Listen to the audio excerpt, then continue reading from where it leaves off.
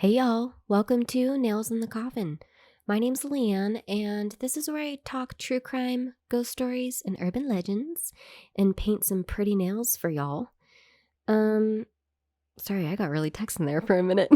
um, Tonight I am painting some pretty pink sunset cloud nails. I'm like super excited about these nails. As you can see, I have a full set on myself. And I tried videotaping it and I just got so into it. And you know when you really get into something and you start concentrating and you just get closer and closer and closer. I was like, at the end, I was like, I am not even on camera anymore.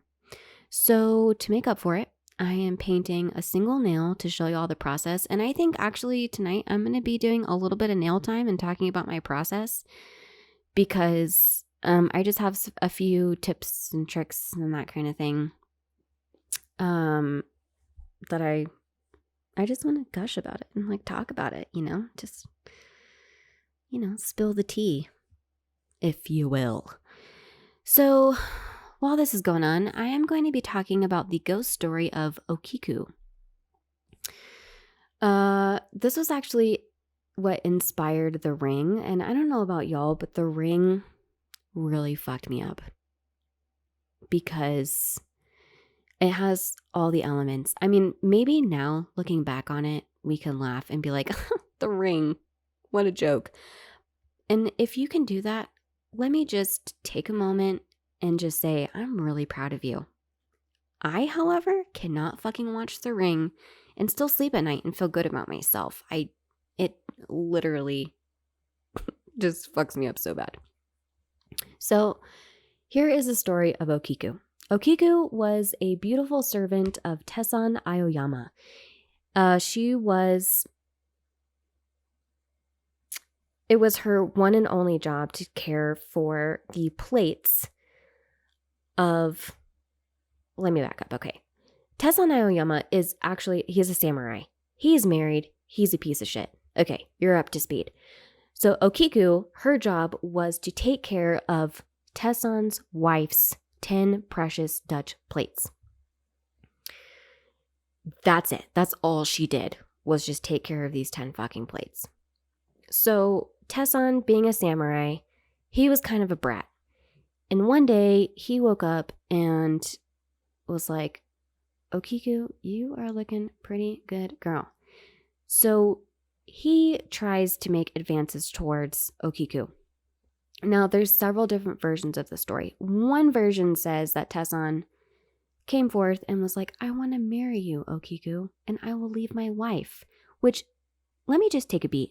If a man ever says that he wants to be with you, but he's still with someone else, run for the fucking hills. He's a goddamn liar. It's not fucking true. Okay, so that, I'm stepping down from my soapbox. That one version. The other version, which is a much more believable version, is that Tessan straight up was like, Okiku, I'm still going to be married to my plate-loving wife, and I want you to be my mistress.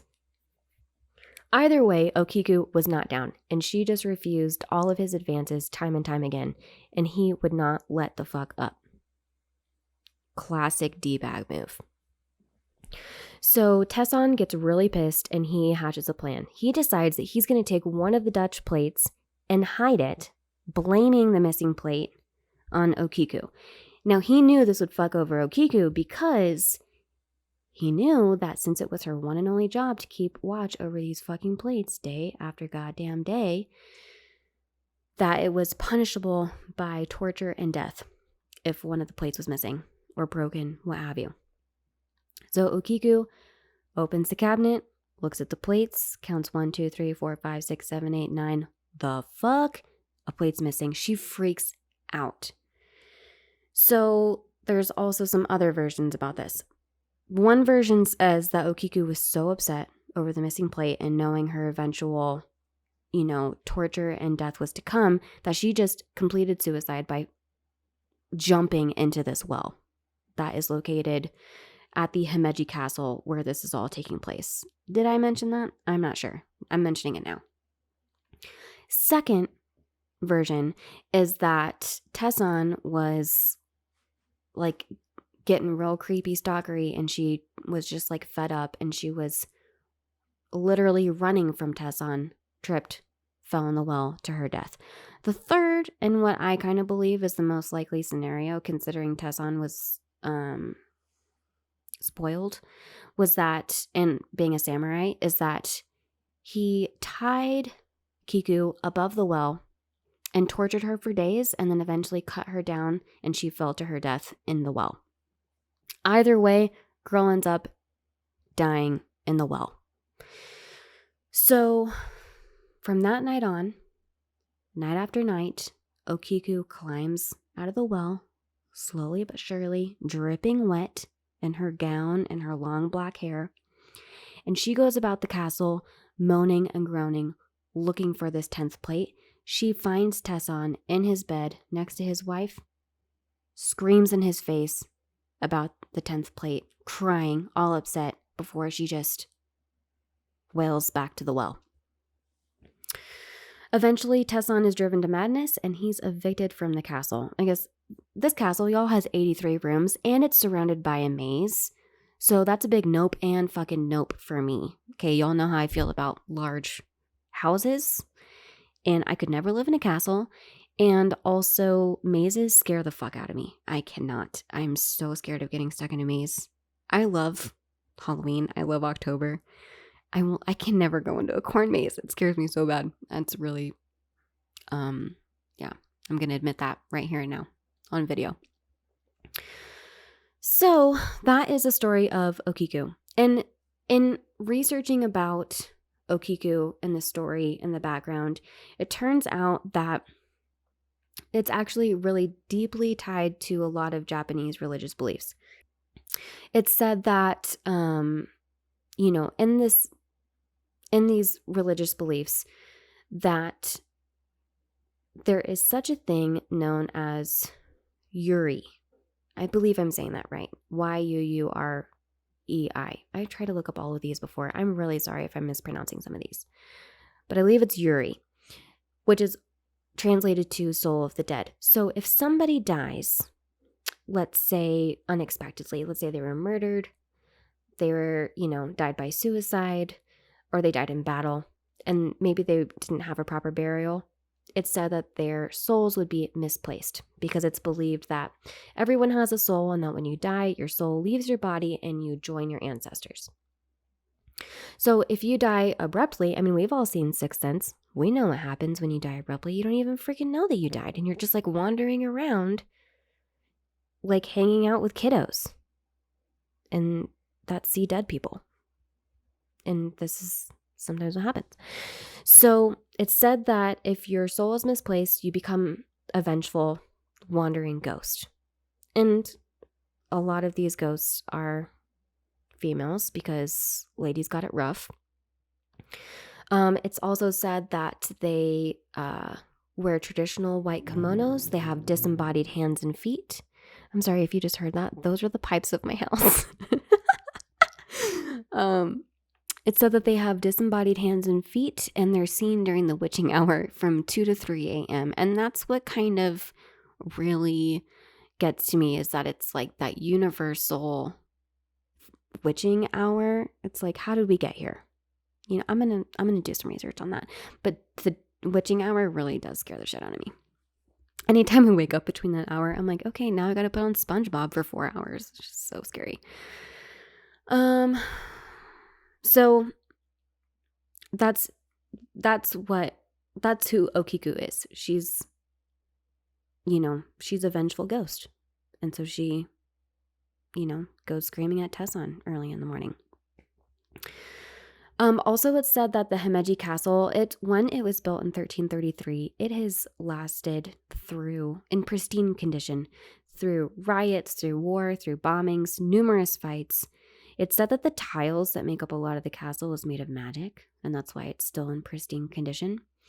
And you can actually visit Okiku's well and the Himeji Castle today. I'm not going to because of said maze, but you're welcome to. It's beautiful from what I can see, but the pictures are enough to satisfy me. Let's see. So what did we learn? I'm going to say right now on record, I'm really fucking proud of Okiku. You know, don't give in to a spoiled man. Don't give it in to any man.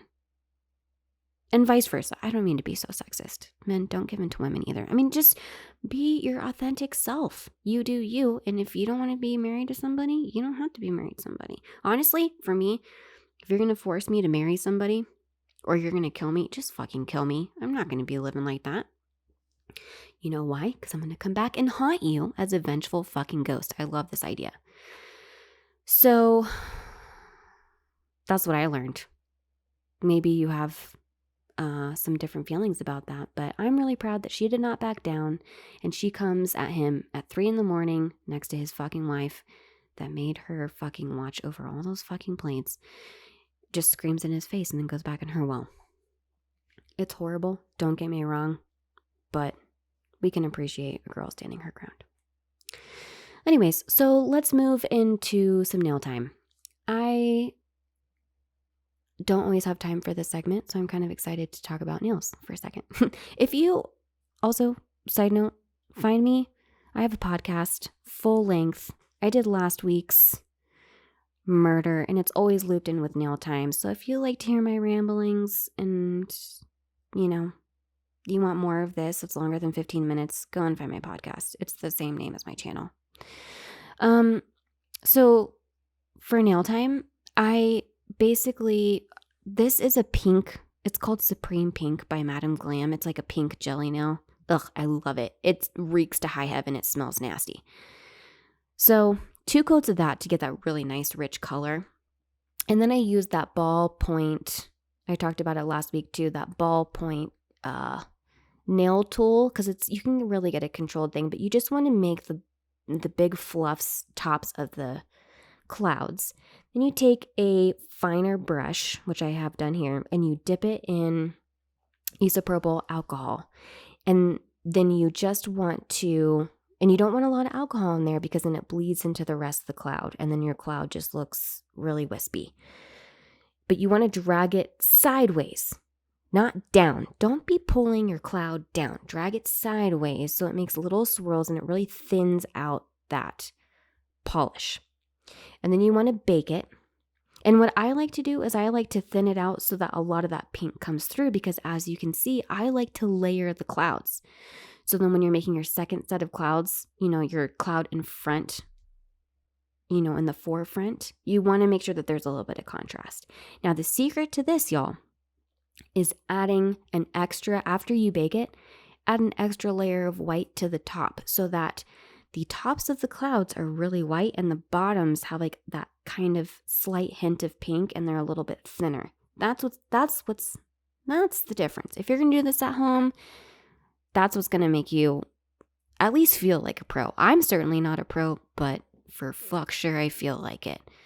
Also, those stars, easiest thing. You just put a dot in the middle and then you drag them 4 ways. And as you can see, right now what I'm doing, that bottom star got really kind of wonky. So you just dip your brush in isopropyl alcohol and you kind of just clean it up. That stuff, it just takes that shit right off. And you just make it thinner. And also keep in mind when you're doing your nails up close, you're like, oh, this is looking like shit. You have no idea how many nails I've just kind of taken off because I'm like, this looks like shit. But then if you take it back 3 feet or 2 feet, you're like, oh, yeah, it's looking pretty good. So that's my process. And I decided to do some bling nails on my actual nails, as you can see, because if you do glitter on the clouds and in the stars and stuff, it really takes away from the art of it. Anyways, I hope y'all enjoyed this. I hope to do more ghost stories. Email me your ghost stories, and we'll see you next time. Okay, bye.